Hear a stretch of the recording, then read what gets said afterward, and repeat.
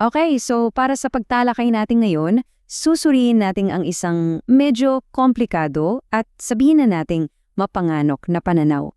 Manggagaling ito sa isang tagapagsalita na hindi pangkaraniwan, ating bubusisin ang kanyang mga argumento tungkol sa pananampalataya, sa kapangyarihan, at sa kalagayan ng Pilipinas. So para masimulan, siya na mismo ang pakinggan natin. Paano ba niya ipinakikilala ang sarili niya? Sabi niya, isa lang siyang ordinaryong tao. Isang guro na may 16 na taong karanasan. Pero heto ang catch, hindi raw siya gumagamit ng Biblia. At dito na nga umiikot yung buong plataporma niya sa pagiging isang outsider. Ang sinasabi niya, yung otoridad niya, yung mga turo niya, hindi yan galing sa kahit anong banal na kasulatan. Bagkos, galing daw yan sa sarili niyang mga pananaw at sa mga naging karanasan niya. Sige, simulan natin. Alamin natin kung ano ba yung una niyang pangunahing argumento.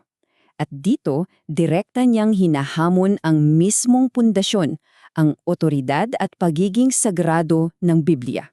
Ang lahat ay nag-uumpisa sa isang napakapundamental na tanong. Ito yung tanong na binabato niya sa kanyang mga tagapakinig. Ang Biblia ba ay salita ng Diyos na hinding-hindi maaaring magkamali? At siya na rin mismo ang sumasagot sa tanong na yan sa isang napakaprangkong paraan. Para sa kanya, paano raw yan magiging galing sa Diyos? Mga kwento lang naman yan na pinagtagpi-tagpi. Ganon kadiretsyo. Hindi raw ito isang banal na dokumento. At hindi lang yan basta opinyon para sa kanya. Inilalatag niya yung mga sinasabi niyang ebidensya. Halimbawa, yung pangalang Jehovah daw, inimbento lang yan ng isang paring Katoliko. Sinasabi rin niya na sa isang version daw ng Biblia, may dinagdag na 7,000 salita.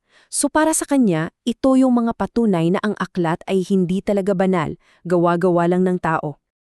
Okay, so kung gawa lang daw ng tao ang libro, ano naman ang masasabi niya tungkol sa mga taong nangangaral nito? Well, dito na tayo lilipat sa susunod niyang target, ang mga kaparian. At dito, grabe yung contrast na ipinipinta niya. Sa isang banda, yung pampublikong imahe ng mga pare, mga sugo ng Diyos, mga gabay sa moralidad, pero sa kabilang banda, yung mga mabibigat niyang alegasyon. Sila raw ay mga manloloko, nang-aabuso at pera lang talaga ang habol. Ang laki ng pagkakaiba, di ba?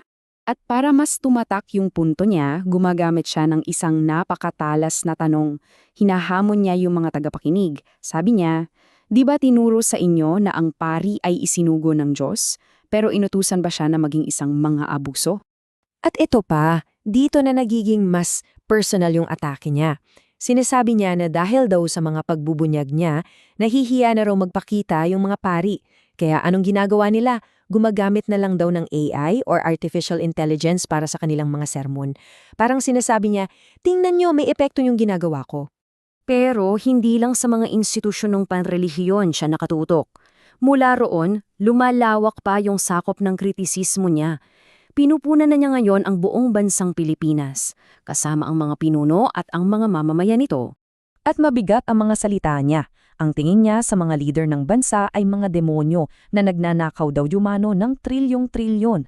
At dahil dito, yung militar daw natin, kulang na kulang sa gamit, pero kung magpagyabang, akala mo napakalakas. Malalim na pagkukunwari, ika nga. So para ipakita kung gaano kaabsurdo para sa kanya yung sitwasyon, gumagamit siya ng matinding sarkasmo.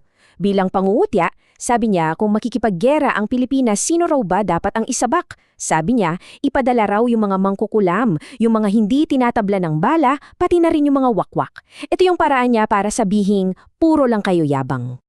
At lahat ng ito, lahat ng mga sinabi niya, humahantong sa pinaka-personal na bahagi ng kanyang mensahe. Ito yung paniniwala niya na siya ay isang sugo ng Diyos at nasa isang napakamapanganib na misyon. Dito biglang nag-iiba yung tono, nagkakaroon ng tensyon, kasi direkta niyang kinakausap yung mga itinuturing niyang kaaway. Malinaw niyang sinasabing, alam kong hinahanap niyo ako, mga pare at pastor. At hindi lang yon, para pa niya silang hinahamon. Sinasabi niya na hindi na nila kailalang maghanap kung saan-saan pa sa buong mundo para lang matagpuan siya. At dito na yung sukdulang paghahamon. Ibinunyag niya ang kanyang eksaktong lokasyon. Ang sabi niya, pumunta kayo sa Sydney dahil andito ako sa Sydney, Australia. Ako yung hinahanap ninyo. Isipin mo yun. At dito tayo naiiwan na may isang malaking tanong, di ba? Bakit ang isang tao na nagsasabing sugo siya ng Diyos ay hayagang hahamunin ng mga kaaway niya para hanapin siya?